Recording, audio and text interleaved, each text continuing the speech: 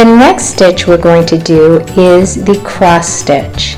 This is really a cool stitch that makes it look like you have your lacing crisscrossed along the border. So we're going to use this extra long fleece strip. Again, if you have the short fleece strips, you can tie the two together at the end. So I'll instruct you on how to do that as well. We're going to start by going top down through the corner hole and pull your fleece lacing through until you have about a 3-inch tail.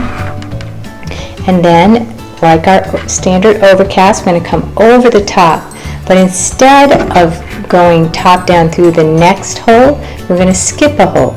So with this stitch, we're going to skip every other hole. So where my fleece ribbon is coming over the top, I feel my next set of holes, I skip them, I move toward the right until I feel the next set of holes, and I go top down through those. And then I pull the fleece ribbon through so it's snug but not bunching the fabric. Then I move my fingers to the left and I feel my next set of holes, which I'm going to skip and go one more set of holes and come top down through that. Again, this is the cross stitch that we're doing here. And every once in a while you might have to straighten out your ribbon as you do with your other stitching. Gonna feel again, going to the left, my next set of holes, skip it and go to the following set of holes, top down through. So you're going to continue doing this, lacing, doing your overcast stitch through every other set of holes until you get all the way to the other side in the other corner hole. And I come top down through that corner hole. So now you will feel the overcast stitching, and it's a little bit spaced out because we skipped every other hole. We're going to, if you have chosen to do this with 2 shorter fleece strips, then at this point you would use the tail that came out of your left side hole and tie your second strip to it, and then lace the other end of the fleece ribbon through your plastic needle. And we're going to reverse direction. Now, reversing direction, you will have every other hole open to you, which is where we're going to lace through, and again using the overcast stitch. So I'm going to come over the edge and back top down through the next available hole, and in the first hole it is actually the very next hole.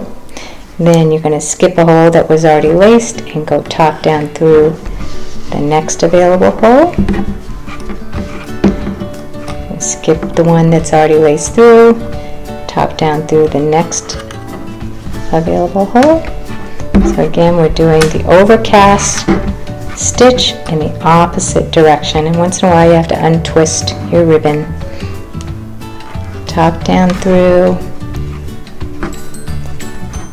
top down through the next available hole until we get all the way to the other side where we had started, and you're going to go top down through there. And then we can remove these plastic clips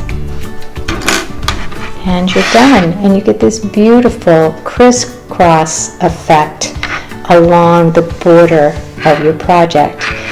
This is another stitch that is very helpful in providing that contiguous line of stitching. So if you wanted to do this for a bag, again, you would make that really tight so things aren't likely to fall out. And it's just a nice decorative stitch showing those crisscrosses all the way across, both on the front and the back of your project. So that's our cross stitch. To learn more, please continue to watch our YouTube series on Mitsy Kit Advanced Stitching Techniques.